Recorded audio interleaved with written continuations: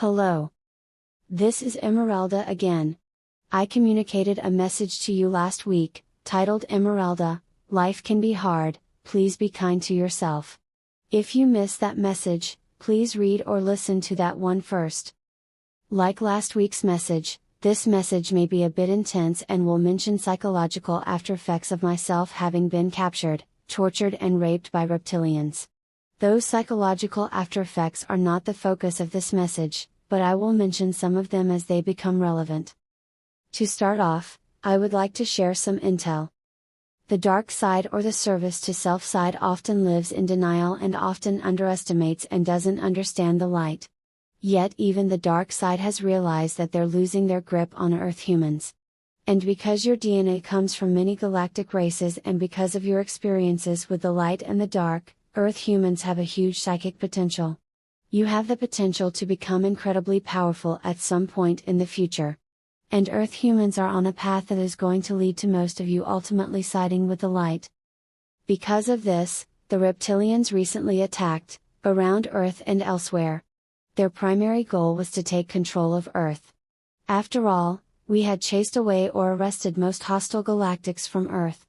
The people who are currently oppressing you are mostly Earth humans.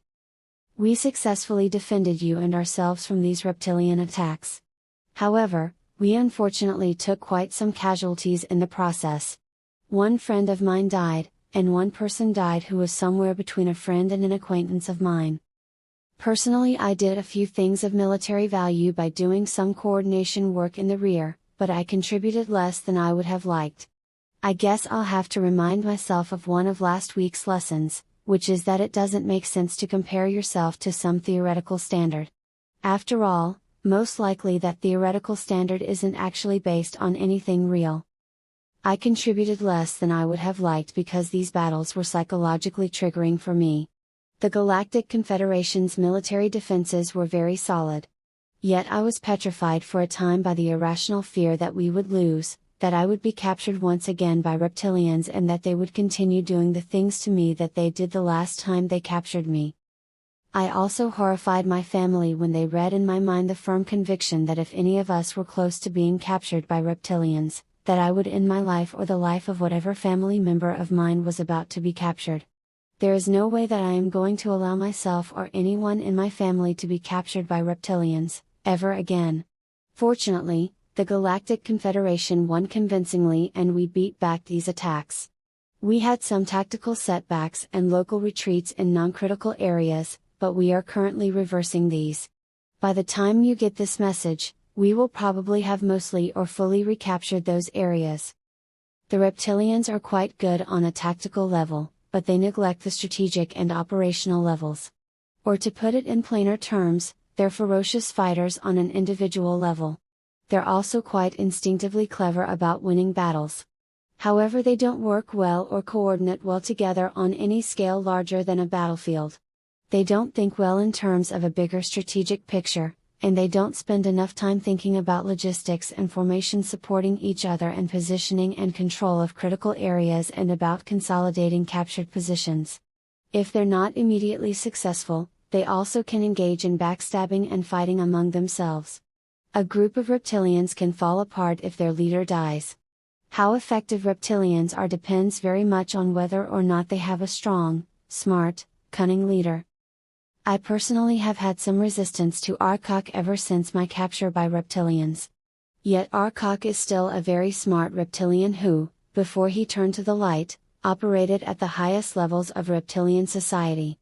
And I must say, Arcock gave a lot of very useful advice that saved quite a few lives. The one time I saw him recently, he seemed less down on himself and more in his element than usual, at least in that moment. So that's good. Hakann also did well, in as far as I can evaluate someone who is significantly higher in the military hierarchy than myself. The troops also love him, for understandable reasons.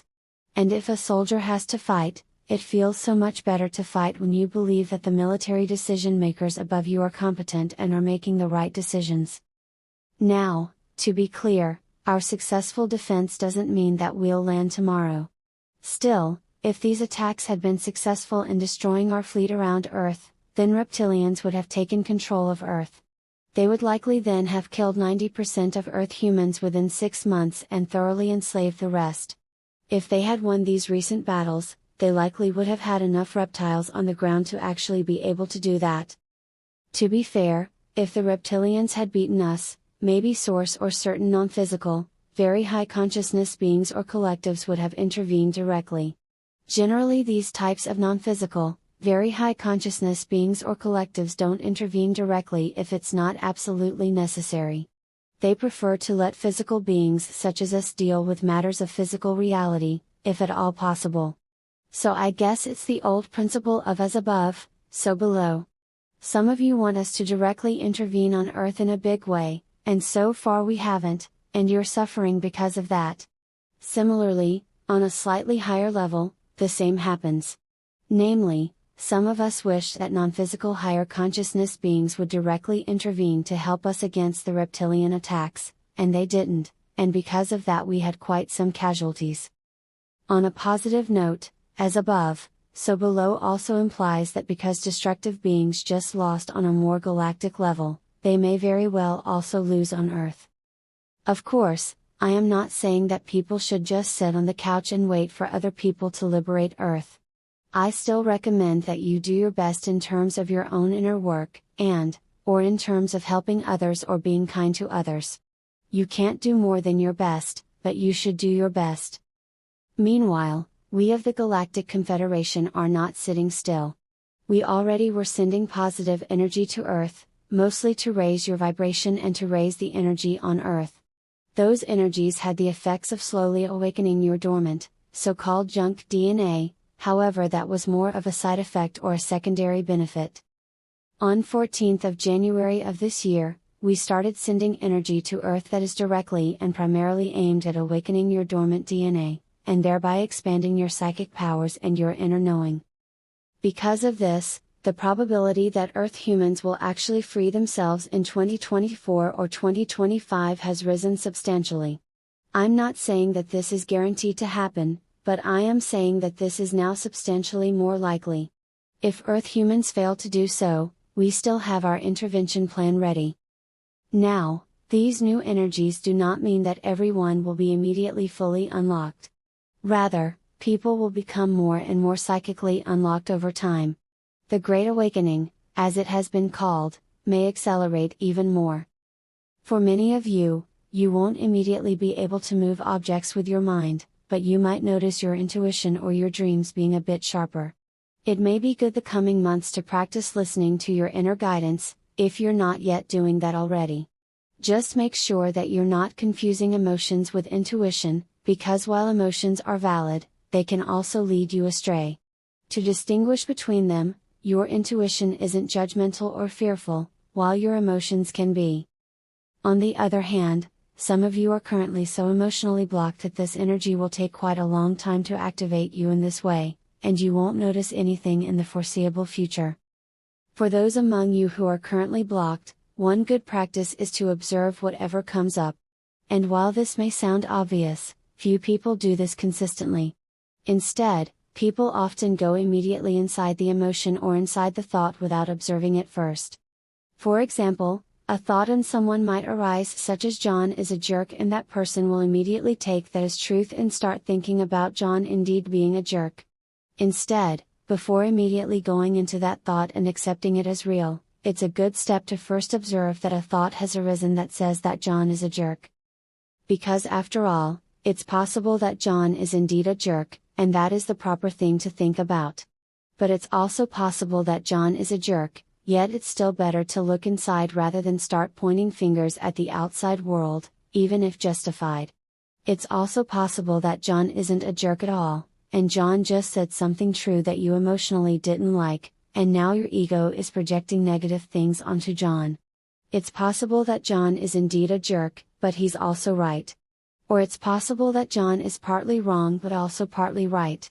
Or it's possible that John is a jerk, but you two were behaving in a bad way. Etc. Hence, if a thought comes up, it's more productive to observe that thought, and possibly observe the relevant context, rather than immediately accepting that thought as true and going inside that thought and thinking in those terms. Also, When it comes to labeling others as bad or when judging others, it's important to keep in mind that the natural state of people is to act with love and compassion and understanding towards others. It just doesn't happen that a Pleiadian is raised in love and surrounded by kind people all his or her life, and then he or she randomly decides to start mistreating people. Hence, if someone else is not behaving lovingly, then there was some illusion or distortion or pain that they experienced. They may be wrong, they may be behaving unkindly or even destructively, but it's also true that ultimately they have been hurt themselves, and it's good to keep that in mind too and have some compassion.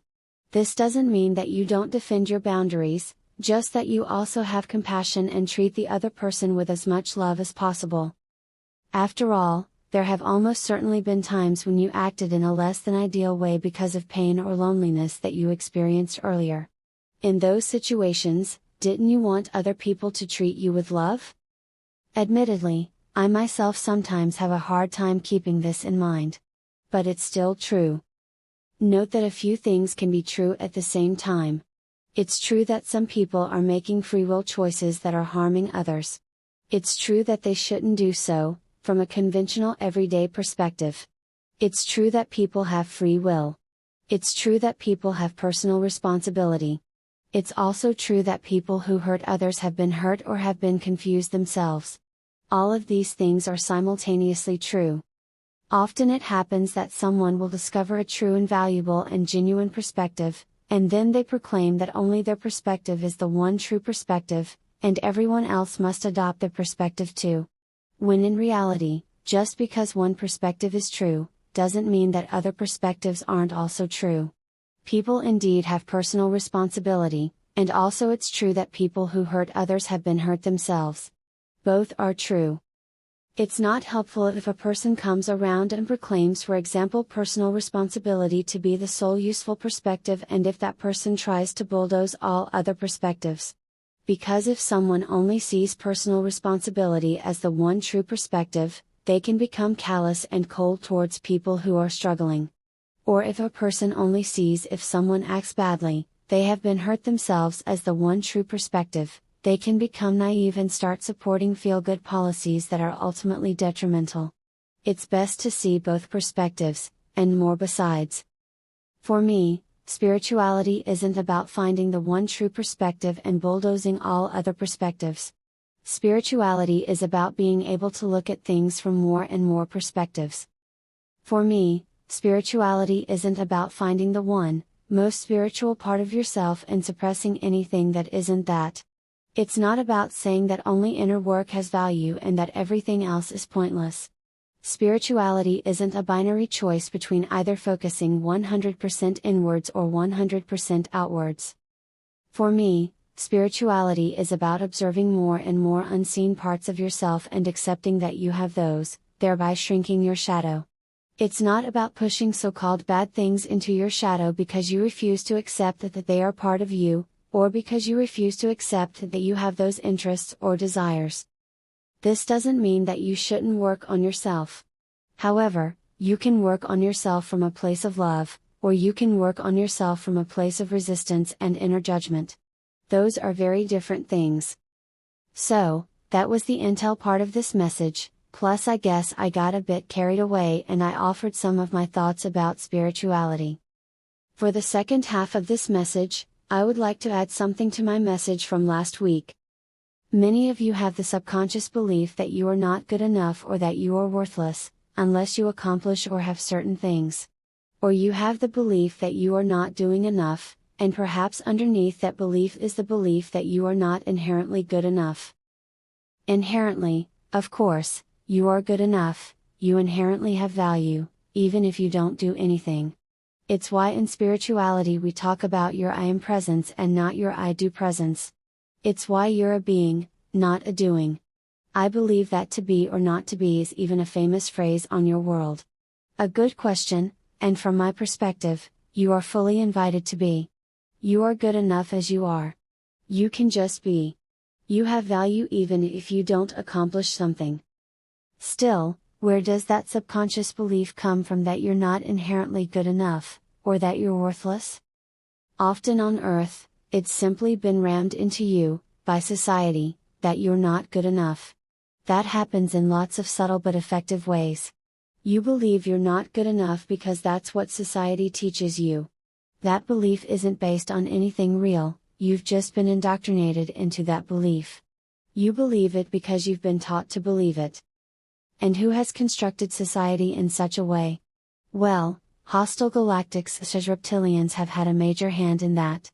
Or claw, some reptilian subspecies have hands, others have claws. Now, what kind of person repeatedly tells someone else that they are not good enough? Well, yes, a mean or evil person. But also, a person who actually believes, deep down, that the other person is better than them. That's the dirty little secret. You're constantly being told that you're not good enough, by a society largely architected by beings who deep down believe that you're better than they are. It's not just that you have more psychic potential than the reptilians do, which isn't something that makes you inherently more valuable than a reptilian, of course. It's more that being good-hearted and trying to live a good life, which is what most Earth humans choose, is a more difficult and braver and more fulfilling path than just being selfish, which is what most reptilians currently choose. The reptilians are in this case right, the people of Earth are currently indeed better than them, not because of greater psychic potential, but because most reptilians keep making cruel, short-sighted, selfish choices that ultimately diminish themselves. You're currently better than most reptilians are because you're choosing to be better. So those bastards are trying to hold you down and hold your head underwater and tell you that you're worthless, and they do so because they're secretly terrified of you. They do so because deep down they feel inferior to you. I know. I've looked into their eyes, I've read their mind. Even as they were torturing me, all I saw were weak, insecure creatures, who buried their feelings of inferiority under a layer of cruelty and ego. So, what is the appropriate reaction if you're in an abusive relationship with someone who repeatedly tells you that you're worthless? It is, F you, I am not worthless. And you will never lay a finger on me ever again. Well, F you reptilians. The people of Earth are not worthless. And we will make sure that there will come a time when you won't lay a finger on them ever again. So, can you now see that your possible belief that you're worthless, that you're not good enough, wasn't ever based on anything real? It was never real. It was all just indoctrination that was architected by beings who felt inferior to you, and they felt that way because they kept making choices that diminished themselves. That's it. It was never based on anything real. You are good enough, inherently and unconditionally. And I love you. Your star sister, Emerelda.